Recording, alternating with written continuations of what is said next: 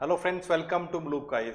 Friends, daily answer writing is a batch, is a big success at Mluka. ना बहुत सारे students बोल रहे थे कि सर ये बैच 2 है, कुछ बैच 1 में आपने किस तरीके के क्वेश्चंस करवाए थे उसका एक और किस तरीके से आप एवेल्युएशन करते हो उसके लिए ही है demo questions are there with model answer and with evaluation, ताकि स्टूडेंट्स को एग्जैक्टली पता लग सके कि हम किस तरीके से उनको क्वेश्चंस देते हैं, क्या high quality UPSC standard questions इनको पेपर 1 2 3 4 में मिलते हैं और किस तरीके से बेस्ट एवेल्युएशन उनके लिए करी जाती है। तो फ्रेंड्स, दिस इज अभी जो हम डिस्कस करने वाले हैं, दिस इज बेसिकली पेपर 1 2 3 4 के चलेंगे। ऐसे भी डेली आंसर राइटिंग पेपर 1 में से जो क्वेश्चंस डेली 1 क्वेश्चन जो प्रैक्टिस के लिए मिलता है, what are the type of questions that you are getting. For example, एक क्वेश्चन था, कुछ क्वेश्चंस आपको बीच बीच में से रैंडमली करेंगे। First is the contribution of ancient Indian mathematics to global knowledge system still command a subdued recognition. Take cognize and enumerate the contribution made in the field of mathematics by scientists in ancient India. तो काफी important है, ऐसे question UPSC में पूछा जा चुका है। बरहुस culture के बारे में पूछा जा सकता है, role of the coastal, very important question. अब इस क्वेश्चन को देखिए और किस तरीके से यूपीएससी के साथ आप मैच देखिए। क्वेश्चन क्या है? Historically, what role did the coastal cities play in the economic system of the empires?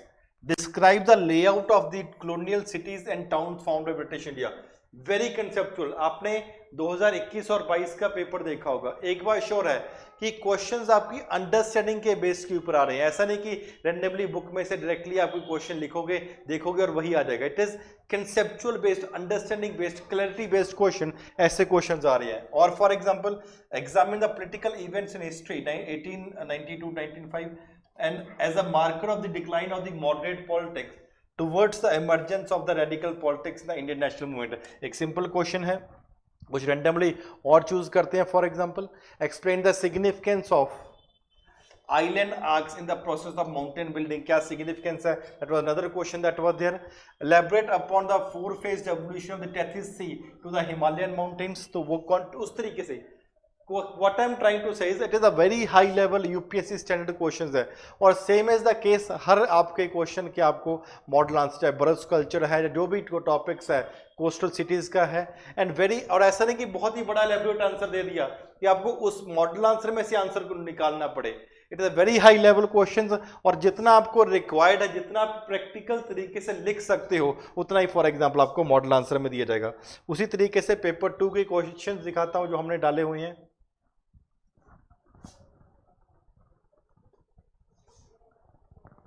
For example, these are the questions. In the present context, discuss the meaning of the word sovereign and socialist given in the preamble. तो इसका along with the model answer that is we have given. For example, next question can be basically कुछ और question आपको दिखा देते हैं randomly, जो भी आएगा। As Pakistan begins a new experiment in the constitutional democracy, how does its national experience differ from India's with regard to the key aspect of government and laws? Very important question। आप भी समझ सकते हैं कि ऐसे question UPSC में continuous तरीके से आता है, और वहां पे किस तरीके से कॉन्स्टिट्यूशन में क्या प्रोविजंस है, प्रीएम्बल में क्या प्रोविजंस है, और कैसे उनका और हमारा एक्सपेरिमेंट एक डिफरेंट है। इस तरीके से क्वेश्चन पूछे जा सकते हैं। Another question can be straightforward question, जैसे आता है कई बार, what is delegated legislation, what are the reasons for its growth in the Indian context, and also bring out its criticism। another very important question। जैसे another random में कोई और question choose करते हैं। Can a corporation or company be considered as a citizen of India? Support your answer with a view and judgment of the Indian judiciary। बहुत बार आपने UPSC में आपने केसेस बेस्ड क्वेश्चन देखे हैं, जहाँ कोई रिसेंट डेवलपमेंट आ रही है, उसी क्यों the same is the pattern we have come out with the questions in the particular regard. और कोई रैंडम क्वेश्चन, फॉर एग्जांपल हम कोई भी चूज करते हैं। This can be another question. What are the various constraints impending in the development of aspirational districts? Highlight various ways suggested by NITI Aayog to achieve balanced development in India by uplifting these aspirational districts. Again a very important question, आपने देखा होगा similar pattern पे UPSC में questions देखने को मिलते हैं, and we have given with a very good model answer, ताकि कुछ फॉर एग्जांपल कुछ नीति आयोग से रिकमेंडेशन है, 3 ईयर एक्शन एजेंडा है, अलग अलग तरीके से काफी कॉम्प्रिहेंसिव तरीके से आपको आंसर्स भी दिए जा रहे हैं, so that you can cover the topic from there. Paper 3 के again for example, for job creation it is crucial to align policy across sectors and upgrade country social infrastructure. अगर जॉब क्रिएट करना है तो आपको policy भी इकट्ठी similar होनी चाहिए और आपका सोशल इंफ्रास्ट्रक्चर भी डेवलप होना चाहिए. Again a question with a very good model answer. कुछ और फॉर एग्जांपल हम कर देखते हैं. Next question, what are the benefits of ENAM? Highlight with the help of various examples the obstacles in the implementation of ENAM. ENAM के implementation में आपको क्या क्या obstacles for example वहाँ पे देखने को मिल रहे हैं, that can be there. Next is land reforms can be a core priority of any government aiming to meaningfully improve the cultural situation. Critically analyze the above statement in the present context. Very good question in the context of the farm loan waiver, and for example in the context of the fiscal support that is also being provided by the government. कुछ और random question को रोक के देखते हैं. Very very important one. The round 1 of the Make in India could not get the success. Now integrate assemble in India into Make in India is showing some hope. How did the scheme fail? What are the chances of success with this assemble in India, and discuss briefly that has been there. And वो काफ़ी important question बन जाता है basically in the consideration. ये current affair के basis के ऊपर भी आ जाएगा और जो गवर्नमेंट की नई स्कीम किसको उसको ओवरकम करने जा रही है उसके बेसिस के ऊपर भी फॉर एग्जांपल ये आपका एक क्वेश्चन बनता है. बहुत ही इंपॉर्टेंट क्वेश्चन है. तो फ्रेंड्स इस तरीके से आपके अलग अलग क्वेश्चन हैं. या फॉर एग्जाम्पल अगर एवेल्युएशन की बात करते हैं, evaluation is also done in a very very comprehensive format. For example I will show it to you. For example this is one question. अगर बच्चे ने लिखा हुआ है कोई एक वन क्वेश्चन इज देयर, अगर किसी ने इंट्रोडक्शन गलत लिखी है तो हम लिखते हैं इट इज नॉट नीडेड. कभी फालतू कई बार ऐसा होता है कि बच्चा इंट्रोडक्शन लिख देता है just for the sake of writing कि डेफिनेशन लिख दी ऐसे लिख लेते हैं, बट उसके कोई मार्क्स नहीं मिलते तो लिखते हैं वहां पे नॉट नीडेड और स्टार्ट विद द डेट या किस तरीके से करना है.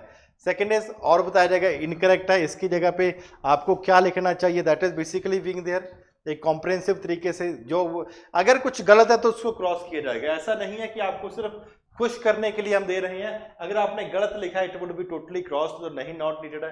अगर ये भी कुछ गलत है क्रॉस है उसकी जगह पे क्या आना चाहिए, that is also being comprehensive written. और अच्छे तरीके से आपको कमेंट्स मिलती है हर क्वेश्चन में जो आपको लिखा है क्या लिखना चाहिए क्या नहीं लिखना चाहिए. उसी तरीके से every question is being evaluated. देखो कि जहां जहां पे गलत है वो गलत करेंगे, अगर कुछ सही लिखा हुआ तो for example that has to be also to be done.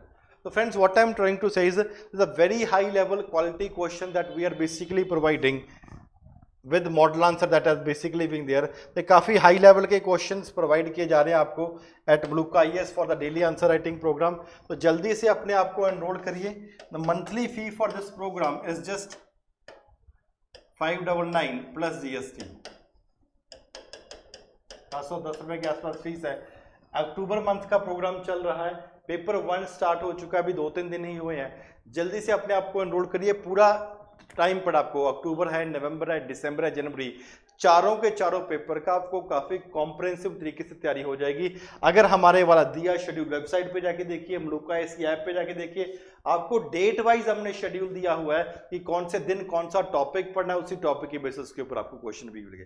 तो फ्रेंड्स इसी के साथ हम इस सेशन को यहीं पे एंड करते हैं, so that you can get आपको एक अच्छा आइडिया मिल गया होगा किस तरीके से डेली आंसर राइटिंग के प्रोग्राम का चलता है, कैसे हाई क्वालिटी के यूपीएससी स्टैंडर्ड क्वेश्चंस आपको मिलते हैं, और साथ ही साथ किस तरीके से आपके पेपर्स का वैल्यूएशन भी किया जाएगा क्योंकि बहुत ही हाई लेवल का होता है. तो जल्दी से अपने आप को एनरोल करिए and wish you the best of luck for IAS. Thank you very much.